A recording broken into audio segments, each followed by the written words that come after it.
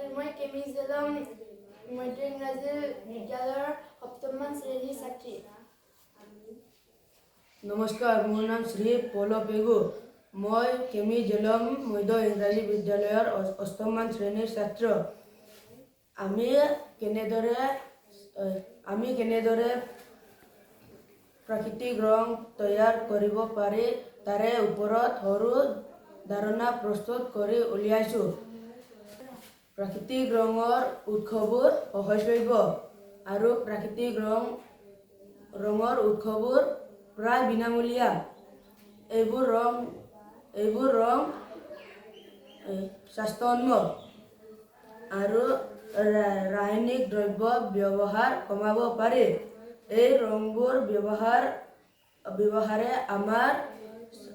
আমাৰ চৌপাশত কোনো বেয়া প্ৰভাৱ নেপেলায়।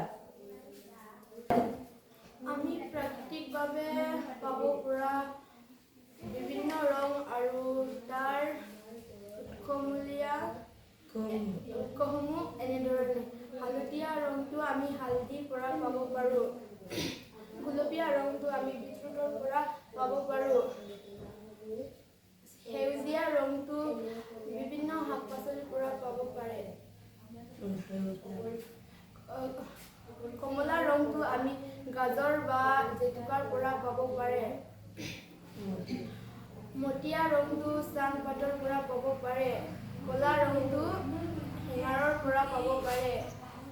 বগা ৰংটো চূণৰ পৰা পাব পাৰে। ধন্যবাদ।